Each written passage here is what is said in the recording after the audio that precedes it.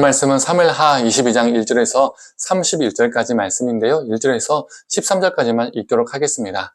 여호와께서 다윗을 모든 원수의 손과 사울의 손에서 구원하신 그날에 다윗이 이 노래의 말씀으로 여호와께 아뢰어 이르되 여호와는 나의 반석이시요 나의 요새시요 나를 위하여 나를 건지시는 자시요 내가 피할 나의 반석의 하나님이시요 나의 방패시요 나의 구원의 뿌리시요 나의 높은 망대이시요 그에게 피할 나의 피난처시요 나의 구원자시라. 나를 폭력에서 구원하셨도다. 내가 찬송받으실 여호와께 아뢰리니 내 원수들에게서 구원을 받으리로다.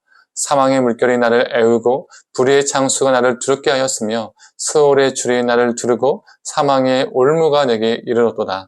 내가 환난 중에서 여호와께 아뢰며 나의 하나님께 아뢰었더니 그가 그의 성전에서 내 소리를 들으시며 나의 부르짖음이 그의 귀에 들렸도다. 이에 땅이 진동하고 떨며 하늘의 기초가 요동하고 흔들렸으니 그의 진노로 말미암으로다. 그의 코에서 연기가 오르고 입에서 불이 나와 사름이여 그 불에 숯이 피었도다. 그가 또 하늘을 들이우고 강림하시니 그의 발 아래는 어두캄캄하였도다. 그룹을 타고 나르시며 바람날개 위에 나타나셨도다. 그가 흑암 곧 모인 물과 공중의 빽빽한 구름으로 둘린 장막을 삼으심이며 그 앞에 있는 광채로 말미암아 숯불이 피었도다. 아멘. 아침 묵상을 들으시는 모든 성도님들에게 하나님의 은혜가 있기를 간절히 소망합니다. 오늘 본문 22장은 시편 18편과 매우 동일합니다. 거의 동일해요. 아침 묵상을 들어보시고 시편 28편을 펴보시면 거의 같다는 것을 알 수가 있습니다. 이 사무엘하 22장이 언제 쓰여졌는지에 대해서 두 가지 견해로 나뉘어 있습니다. 다윗이 유다 지파의 왕에서 온 이스라엘의 왕이 되었을 때 자신의 삶을 돌아보면서 썼을 것이다 라는 의견도 있고요.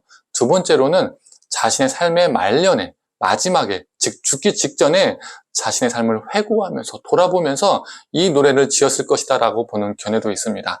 어느 견해가 맞든 어느 견해가 되었든 다윗은 자신의 삶을 지금 돌아보며 이 노래를 지었다는 거죠. 다윗은 1절에서 7절을 보면 환난 중에서 자신을 구원한 하나님을 고백하고 있습니다. 1절에서 4절만 보더라도 구원이라는 단어가요 5번이나 나옵니다. 다윗의 환난은 언제부터 시작되었습니까? 다윗이 골리앗을 죽인 후 백성들이 사울은 천천히요 다윗은 만만이로다 이 노래를 부르는 것을 사울이 들은 이후부터 시작되었죠. 그 이후로 다윗은 수많은 환난 속에서 살았습니다. 그 환난 때마다 그는 하나님께 부르짖었고 하나님은 그의 음성을, 그의 부르짖음을 들으시고 그때마다 그를 구원해 주셨습니다. 그렇다면 무엇으로 하나님이 그를 구원하셨을까요? 16절은 지진과 화산, 구름과 바람, 흑암과 번개, 우레 등을 언급하고 있습니다. 즉 하나님의 권능을 묘사하고 있는 것이죠. 하나님은 세상의 어떠한 힘과 비교할 수 없는 권능으로 다윗을 환난에서 건져내셨습니다. 그래서 다윗은 하나님의 이 크신 권능을 찬양할 수밖에 없었습니다.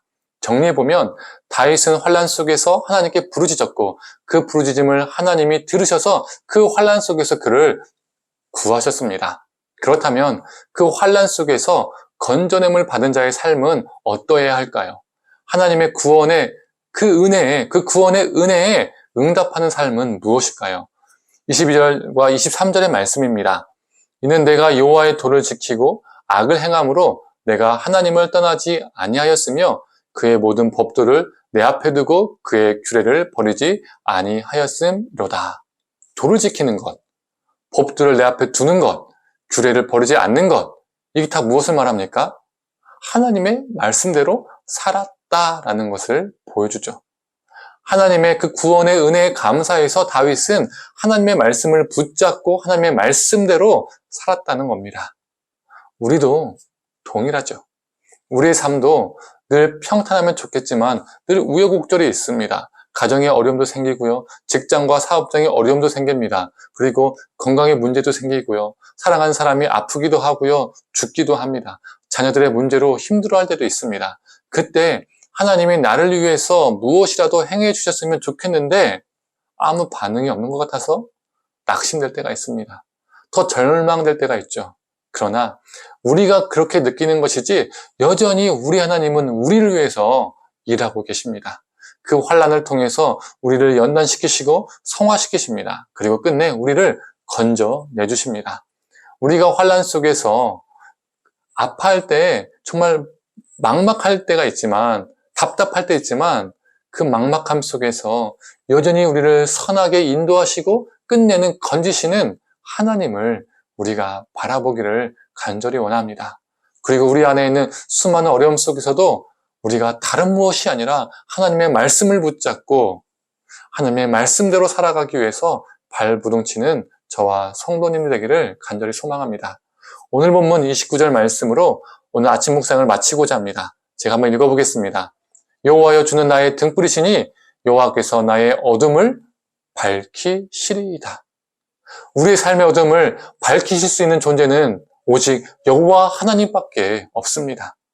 우리가 고통 가운데 우리 앞이 캄캄하고 막막할 때, 어두울 때 우리 하나님께서 우리의 어둠을 밝혀주시기를 간절히 원합니다. 우리의 등불 되시는 우리 주님을 꼭 붙잡고 살아가는 저와 성도님들 되기를 간절히 기도합니다. 함께 기도하겠습니다. 하나님, 다윗이 수많은 환난 속에서 그 삶이 막막하고 어둡고 깜깜할 때 자신의 삶에 불이 되시는, 등불이 되시는 하나님을 붙잡고 살았습니다. 하나님, 우리도 정말 어두고 깜깜하고 막막할 때, 낙심될 때에 등불 되시는 우리 하나님을, 우리의 어둠을 밝히시는 하나님을 붙잡고 살게 하여 주시옵소서. 단순히 입술로 붙잡는 것이 아니라 말씀을 우리 삶 가운데 가까이 하고 그 하나님의 말씀대로 살기 위해서 발부둥치고 그 말씀을 의지하여 그 환난을 이길 수 있게 하여 주시옵소서. 견디게 하여 주시옵소서. 모든 걸 감사드리며 사랑에 만드신 예수님의 이름으로 기도드립니다. 아멘.